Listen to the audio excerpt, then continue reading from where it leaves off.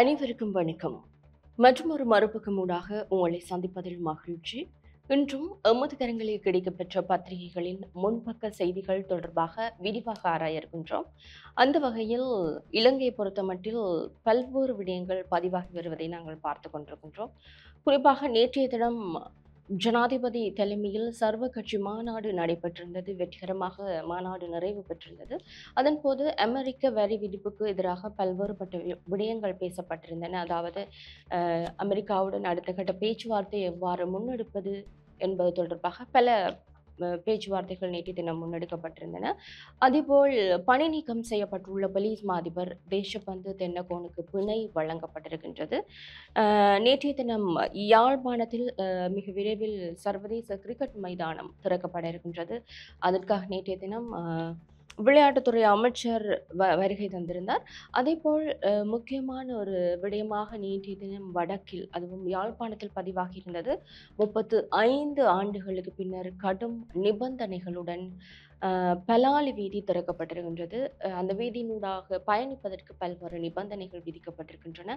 இந்த விடயமும் நேற்றைய தினம் பதிவாகி இருந்தது. அதேபோல் வடக்கு கிழக்கு மக்களுக்கு நிச்சயம் தீர்வு வழங்குவோம் என்றவாறு பாராளுமன்றத்தில் நேற்றைய தினம் பாராளுமன்ற உறுப்பினர்களான விமல் ரத்நாயக்க அரசாங்கம் சார்பாக கதைத்திருந்தார். இப்படி பல்வேறான விடயங்கள் நேற்றைய தினம் பதிவாகி இருந்தது.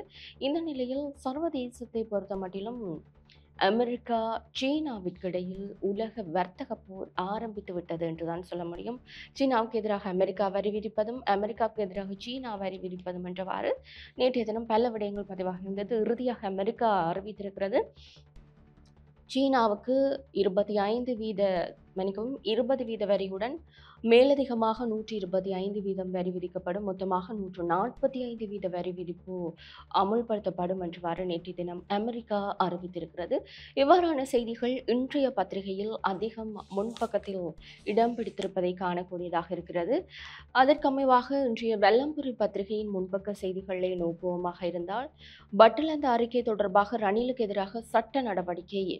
பாராளுமன்றத்தில் அமைச்சர் விமல் ரத்நாயக்க என்றவாறு அமைச்சரின் நிழற்படத்துடன் அந்த செய்தி வெளியாக இருக்கிறது. பட்டலந்த ஆணைக்குழு அறிக்கை தொடர்பாக முன்னாள் ஜனாதிபதி ரணில் விக்ரமசிங்க உட்பட பொறுப்பானவர்களுக்கு எதிராக சர்வதேச ஆதரவை பெற்றேனும் சட்ட நடவடிக்கை எடுக்கப்படும் என்றவாறு விமல் ரத்நாயக்க நேற்றைய தினம் பாராளுமன்றத்தில் கதைத்திருந்தார். இது தொடர்பாக தற்போது பேசப்பட்டு வருகின்றது. அடுத்த கட்ட நடவடிக்கை ரணிலுக்கு எதிராகத்தான் இருக்கும் என்றவாறு சமூகவாசிகளும் சரி, பத்திரிகைகளிலும் சரி அந்த செய்தி வெளியாகி இருப்பதை காணக்கூடியதாக இருக்கிறது.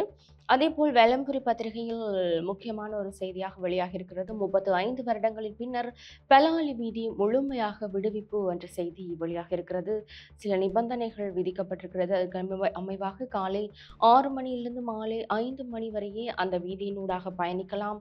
வாகனத்தை நிறுத்த, பயணம் போய்கொண்டிருக்கும் போது புகைப்படமோ காணொலி எடுப்பதற்கோ தடை விதிக்கப்பட்டிருக்கிறது. இவ்வாறு பல தடைகள் விதிக்கப்பட்டு அந்த வீதி 35 வருடங்களுக்கு பின்னர் திறக்கப்பட்டிருக்கிறது. அதேபோல் இன்னும் ஒரு செய்தி, 35 வேட்பு மனுக்களை ஏற்றுக்கொள்க, மேல்முறையீட்டு நீதிமன்றம் தேர்தல் அதிகாரிகளுக்கு உத்தரவு என்ற செய்தி வெளியாக இருக்கிறது. அதேபோல் யாழ்ப்பாணத்திற்கு பிரதமர் ஹரணி இன்று விஜயம் என்றவாறு ஒரு செய்தி. பிரதமர் ஹரணி அமரசூரிய இன்று யாழ்ப்பாணத்திற்கு விஜயம் செய்ய உள்ளார். காரிநகர், வேலனை, கோப்பாய், பருத்தித்துறை பிரதேசங்களில் மக்கள் சந்திப்புகளிலும் ஈடுபட இருப்பதாக ஒரு செய்தி வெளியாக இருக்கிறது. தற்போது பார்க்க போனால் அதிகமாகவே பிரதமராக இருக்கட்டும், ஜனாதிபதியாக இருக்கட்டும், யாழ்ப்பாணத்திற்கான அடிக்கடி விஜயத்தினை மேற்கொள்வதை காணக்கூடியதாக இருக்கிறது. இன்று பிரதமர் வர இருக்கின்றார். எதிர்வரும் 17ஆம் தேதி ஜனாதிபதி அனுரகுமார திசாநாயக்க யாழ்ப்பாணத்திற்கு வருகை தர இருப்பதாக செய்திகள் வெளியாக இருக்கிறது. அப்படியே 24 மணி நேர கடவுச்சீட்டு விநியோகம் தற்காலிகமாக இடைநிறுத்தம் என்ற செய்தி வெளியாக இருக்கிறது. அதாவது எதிர்வரும் 14ஆம் 15ஆம் தேதிகளில் தமிழ் சிங்கள புத்தாண்டு கொண்டாடப்பட இருக்கின்றது. இந்த நிலையில் அன்றைய தினங்களில் 24 மணி நேர கடவுச்சீட்டு விநியோகம் தற்காலிகமாக இடைநிறுத்தப்பட்டிருக்கிறது. அந்த செய்தியும் வழியாக இருக்கு. அதேபோல் பலாலி வீதியினூடாக முழுமையான பேருந்து சேவை என்ற செய்தியும் நேற்றைய தினம் அந்த வீதி திறக்கப்பட்டதன் பின்பு பலாலி வீதியினூடாக முழுமையான பேருந்து சேவை இடம்பெறும் என்றவாறு ஒரு செய்தி வழியாக இருக்கிறது. அச்சுவேலி நவகிரியில் சித்த மருத்துவமனைக்கு சொந்தமான 2 ஏக்கர் காணி இராணுவத்தினால் மீள கையளிப்பு என்ற செய்தி வெளியாக இருக்கிறது. அச்சுவேலி பலநோக்கு கூட்டுறவு சங்கத்தின் 8 பரப்பு காணி இராணுவத்தினால் விடுவிப்பு என்ற செய்தியும் வெளியாக இருக்கிறது. நேற்றைய தினம் பலாலி வீதி திறக்கப்பட்டிருக்கிறது. அதேபோல் சில காணிகளும் இராணுவத்தினரால் விடுவிக்கப்பட்டிருப்பதாக செய்திகள் வெளியாக இருக்கின்றன. அதேபோல் மண்டை தீவில் சர்வதேச கிரிக்கெட் மைதானம் விளையாட்டுத்துறை அமைச்சர் சுனில் குமார், சனத் ஜெயசூரிய உள்ளிட்டோர் கள ஆய்வு என்ற செய்தியும் 22 இந்திய புரட்சிகள் கொழும்பில் கைது, அதாவது காலாவதியான கடவுச்சீட்டுகளை வைத்திருந்த இளைஞர்கள், குறிப்பாக 20 தொடக்கம் 30 வயதிற்குட்பட்ட 22 இளைஞர்கள் கைது செய்யப்பட்டிருப்பதாக ஒரு செய்தி வெளியாக இருக்கிறது.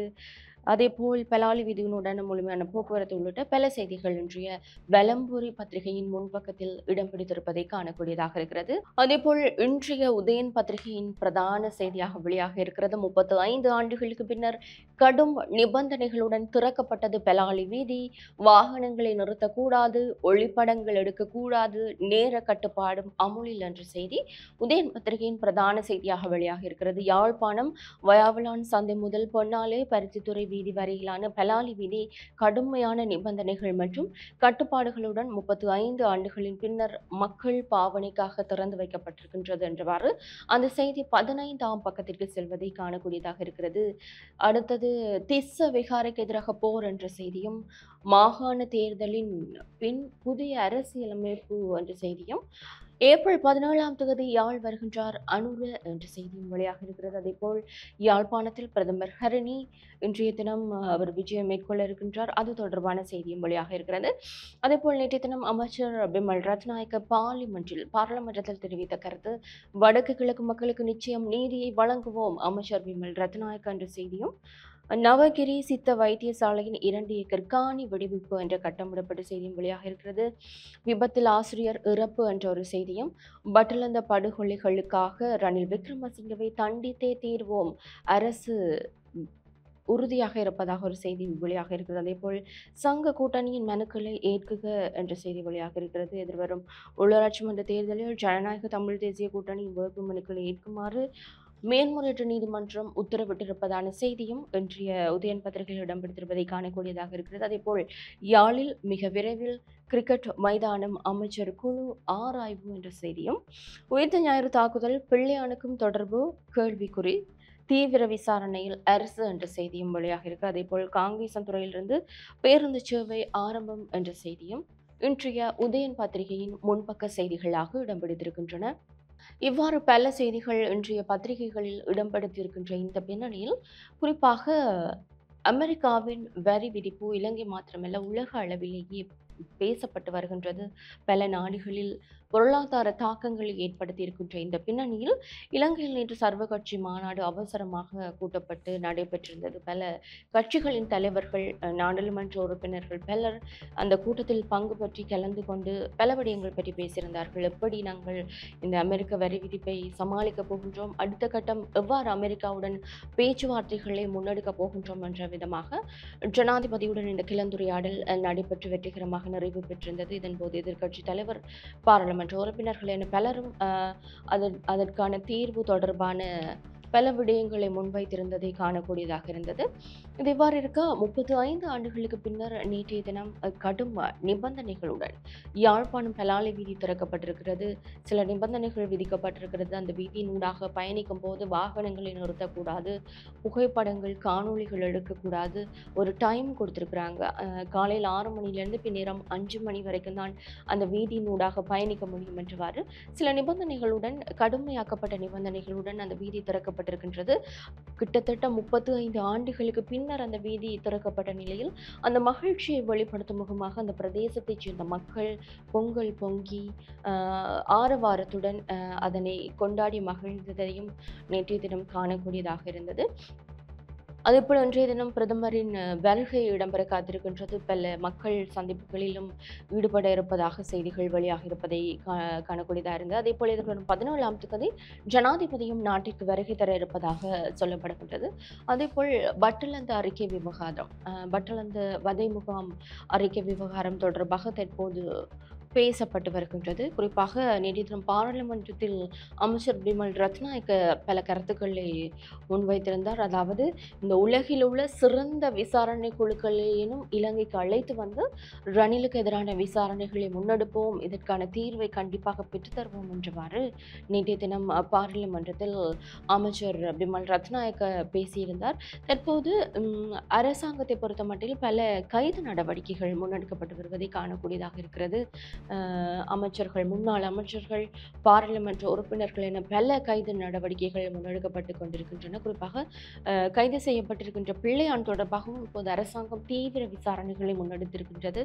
அதாவது பிள்ளையானுக்கும் ஏப்ரல் 21 தாக்குதலுக்கும் ஏதாவது தொடர்பு இருக்குமா என்ற விதத்தில் பேச்சுவார்த்தைகளும் முன்னெடுக்கப்பட்டு வருவதை காணக்கூடியதாக இருக்கிறது. ஏப்ரல் 21ஆம் தேதிக்கு முன்னர் ஏப்ரல் 21 தாக்குதலுடன் தொடர்புடைய சூத்திரதாரிகளை வெளிக்கொணர்வோம் என்று ஜனாதிபதி அண்மையில் சில கருத்துக்களை முன்வைத்திருந்தார். அதன் பின்னணியில் தற்போது பிள்ளையானிடமும் விசாரணைகள் முன்னெடுக்கப்பட்டு வருவதை காணக்கூடியதாக இருக்கின்ற இந்த சூழ்நிலையில் பட்டலந்த படுகொலைக்கு எதிராக ரணில் பட்டலந்த படுகொலைக்கு எதிராக ரணில் விக்ரமசிங்கவை நிச்சயமாக கண்டித்தே தீருவோம் என்று அரசாங்கம் சொல்லியிருக்கின்றது. பொறுத்திருந்து பார்க்கலாம் எவ்வாறு விசாரணைகள் இடம்பெறப் போகின்றது, இந்த விவகாரத்திற்கான தீர்வு கிடைக்குமா என்று பொறுத்திருந்து பார்ப்போம். காலம் பதில் சொல்லட்டும். மீண்டும் மற்றும் ஒரு மறுபக்கத்தினூடாக உங்களை சந்திக்கின்றேன். வணக்கம்.